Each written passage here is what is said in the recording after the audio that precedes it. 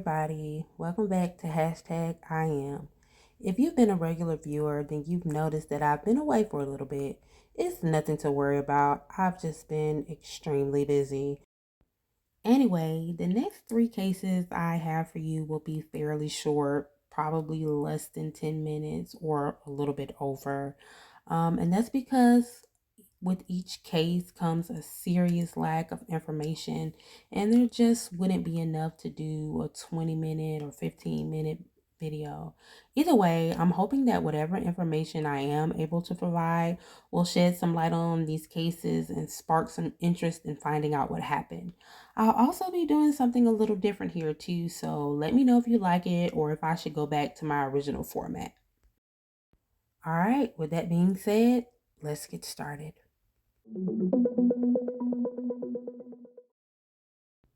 LaQuanta Riley.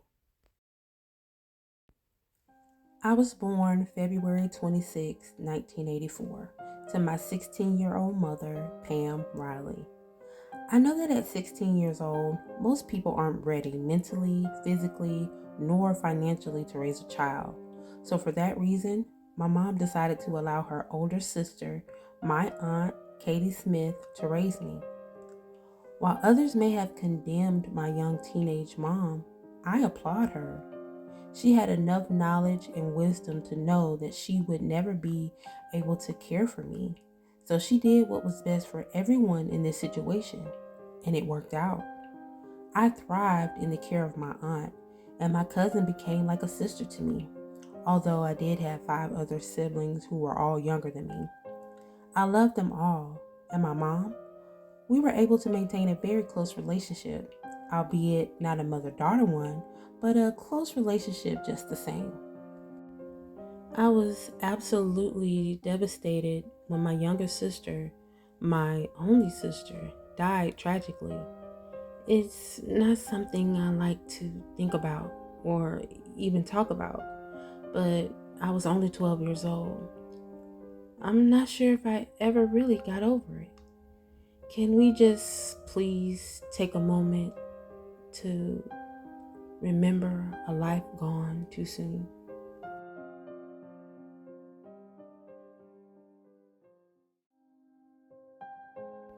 Oh, I had such a bubbly and fun-loving personality. I kept a smile on my face, and I'd like to think that I was a bright spot in the lives of all those who were around me. And I absolutely loved music, so much so that I went on to play clarinet in middle school and in high school. I also had a love of cooking. I remember making food for everyone and eagerly watching their faces to see how they liked it. I hope they remember that too. Call me a nerd? I don't care, but I loved school. I did my best to excel, and I did. I graduated Reading High School in Stone Mountain, Georgia with honors. I dreamed of going into forensic science and criminal justice. I could have grown up to be a lawyer, or maybe even a detective. Who knows? Maybe I would have done something different entirely. But it's a fact that I never got the chance. That full scholarship to college would never be used. The woman I could have become would never be. And the dreams I had would never come to fruition. In 2003, I was living in Eufaula, Alabama with a friend. Eufaula is a little over 2.5 hours from where I grew up. No, it wasn't far, but I had enough freedom to be me, a 19-year-old young adult trying to navigate the world on her own. It was exciting, but the excitement didn't last for long. After a few months of living in my apartment, things began to get tense between my roommate and things came to a head around Thanksgiving. A time that was supposed to be about coming together and celebrating the things we're grateful for with all of our family and friends didn't turn out that way at all. Instead, we ended up arguing. This is where things began to get a little fuzzy for me. I mean, for the life of me, I can't remember what the argument was about, but I know that it was bad enough that I didn't want to be there anymore. I grabbed only what I had on me at the time and left. A little over a week later, December 5th to be exact, I came back to the apartment to get the rest of my things. I called my mom, Pam, to come and pick me up, but she was busy. I knew she could tell that I was upset, but she didn't want to pry. Why didn't I just tell her anyway?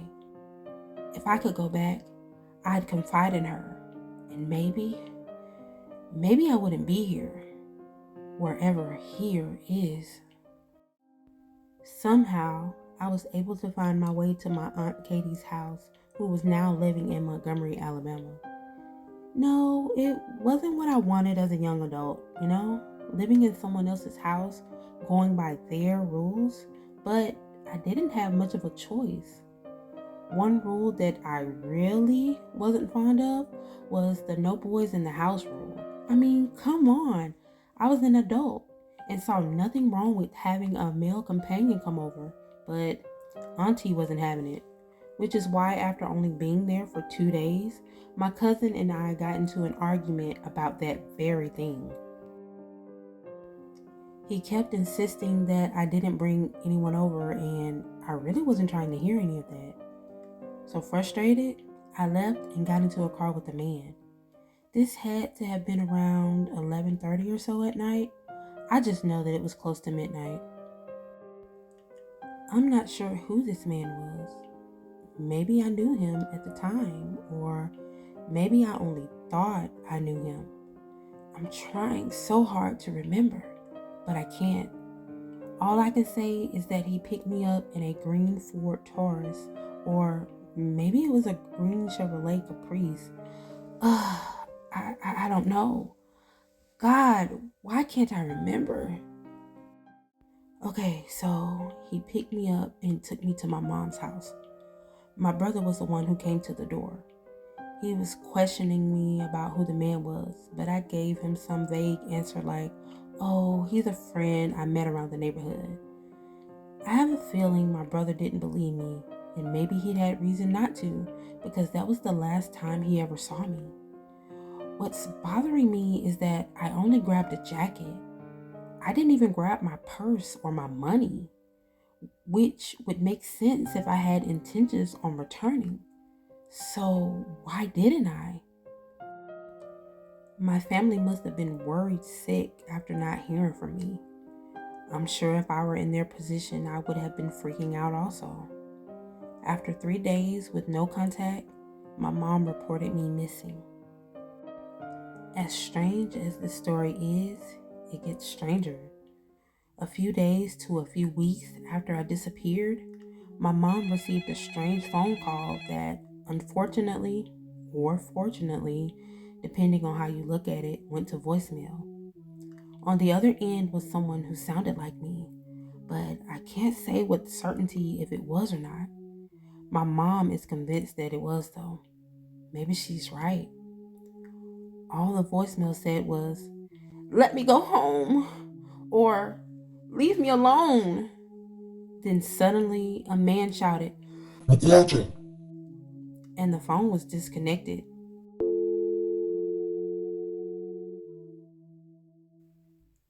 What's crazy is police have a copy of this recording, but for whatever reason, they haven't released it. What are you waiting on, Montgomery Police Department? But wait a minute, guys. That's not all. Someone was using my name to rent an apartment in Stone Mountain, Georgia. What the hell? Was it me or someone pretending to be me? I really can't say, but my mom took it upon herself to go investigate. She was able to speak to a man who lived down the hall from the apartment, and after seeing a picture of me, he swears that I was the woman who was living in the apartment. That's good, right? It means that they are closing in on where I am. Unfortunately, that wouldn't happen because supposedly I moved out just a few days before my mother came looking for me. Hell of a coincidence, if you ask me. And where were the police in all this? Well, they weren't following up on what could have potentially been the biggest lead yet, and if they did, they certainly didn't disclose it. As a matter of fact, I don't think they did much of anything. Did they check phone records? Did they search my Aunt Katie's home? Did they question people in the neighborhood? Well, you'd have to ask MPD for those answers, I suppose, but if I had to guess, the answer would be no. December 7th, 2023 will mark 20 years since I've disappeared without a trace. I don't know where I am. I don't know who I'm with. I don't even know if I'm alive or dead. And I wish I had the answers, but no one does. Well, I take that back. Someone does know, but I need your help. I can't do it alone. If there's anyone out there who can fill in the blanks for me, please don't hesitate to do so. Don't allow me to be stuck here in this limbo. Sincerely, LaQuanta Riley. Today, LaQuanta would be 39 years old. She was 5'8" and weighed 200 pounds at the time of her disappearance. Someone out there knows something, maybe even multiple people. All it takes is just one call, and you don't even have to give a name. You can remain anonymous. Please call 334-215-STOP with any information regarding LaQuanta's disappearance.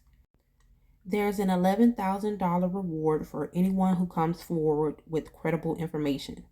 But don't let the money be the incentive to do the right thing. Do it so that this family can have closure and so that LaQuanta can get some peace wherever she is. You never know what evil lurks behind you, so be vigilant and don't be afraid to cause a scene. Anything to ensure that you make it home safely. As always, this is #I am. Be blessed and stay safe.